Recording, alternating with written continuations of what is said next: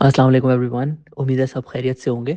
Last week काफ़ी ज़्यादा volatile रहा फाइनेंशियल मार्केट्स में, तो मैंने सोचा हमारे सारे मेंबर्स के लिए एक गाइडेंस और किस तरीके से ऐसे टाइम पीरियड को काउंटर करने का बेस्ट तरीका क्या होता है, उस पे एक वॉइस नोट जो है वो सबके साथ शेयर करते हैं। आप सबने देखा होगा कल परसों किस तरीके से गोल्ड और सिल्वर ने क्रैश किया।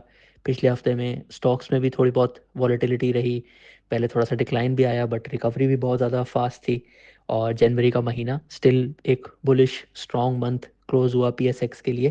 तो इन सारी चीज़ों को स्पेशली जो न्यू इन्वेस्टर्स होते हैं या जो पुराने भी होते हैं, काफ़ी टाइम से कर रहे होते हैं, लेकिन बिल्कुल कंफ्यूज हो जाते हैं। इस तरह का कोई इवेंट्स होता है, हेडलाइंस जिस तरीके की आती हैं वो भी कोई हेल्प नहीं करती, बल्कि और बंदे को कंफ्यूज कर देती हैं। तो इसमें मैंने भी अपने एक्सपीरियंस में सीखा है और सबको भी मैं ये एडवाइस करता हूँ कि आपने फ्रेमवर्क्स और सिस्टम्स के हिसाब से सोचना है। हर चीज़ का एक सिस्टम होता है, एक फ्रेमवर्क होता है। जैसे कि पीएसएक्स का एक बुल मार्केट फ्रेमवर्क है। अब उसके अंदर ये नहीं होता कि एक दिन या किसी एक महीने अगर कोई डिक्लाइन आ गया तो इसका मतलब है कि वो फ्रेमवर्क टूट गया है।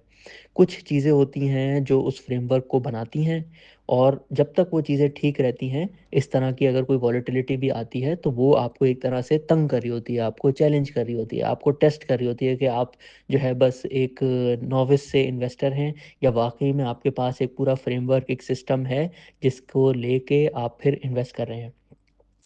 तो अगर आप देखें पिछले 2 सालों से एक पूरा हम लोगों ने लेक्चर भी शेयर किया हुआ है अपने यूट्यूब चैनल पे कि पीएसएक्स का बुल मार्केट फ्रेमवर्क है क्या, उसमें कौन-कौन सी चीज़ें होती हैं। वो आप आज भी देखेंगे, आज भी वो इंटैक्ट है। और अभी कुछ दिन पहले ही एक पॉडकास्ट पे भी इस पे डिटेल्ड डिस्कशन हुई थी कि 2026 का आउटलुक कैसा है पीएसएक्स का।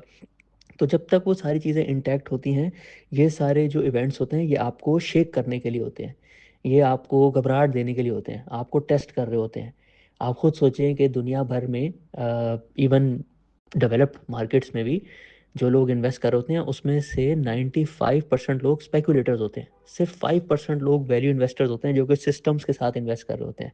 तो अगर तो जैसे इतनी मैसिव कोई बुल मार्केट चल भी रही होती है, वो गोल्ड में हो या वो पीएसएक्स में हो या किसी और एसेट क्लास में हो, अगर तो इतना इजी हो और उसमें रोज़ ही थोड़ा थोड़ा इंक्रीज आता रहे तो हर कोई इससे फ़ायदा उठा ले।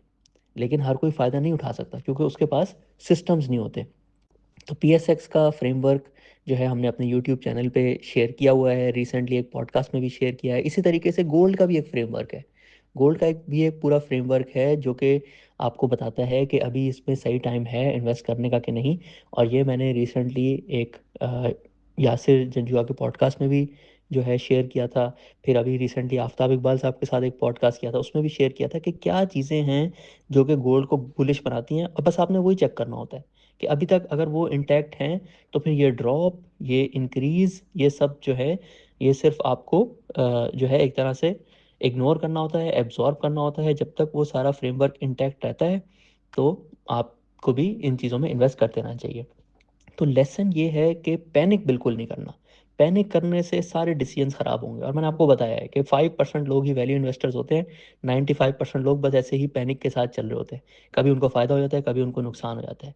और इस 5% कैटेगरी में आने के लिए आपको सिस्टम सीखने होते हैं, और ये इतने मुश्किल नहीं होते। जो 2-3 मैंने रेफरेंसेस दिए हैं आप वही देखेंगे, उससे ही आपके सिस्टम्स बहुत ज़्यादा स्ट्रांग हो जाएंगे। ये सिस्टम्स आपको बताते हैं कि कोई एक एसेट क्लास अगले 1-2 साल के लिए बुलिश रहेगी, और आपने 1-2 साल के हिसाब से बेस्ट इन्वेस्टमेंट्स करनी होती हैं। 1-2 हफ्तों के बारे में नहीं सोचना होता।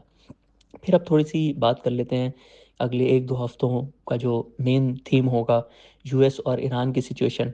अब उसका भी जो सिस्टम है, जब ये इवेंट बिल्कुल एज़ इट इज़ थोड़े महीने पहले ईरान और इज़राइल वॉर में हुआ था, तो हमने एक वॉइस नोट शेयर किया था कि इस टाइप ऑफ इवेंट का क्या फ्रेमवर्क होता है।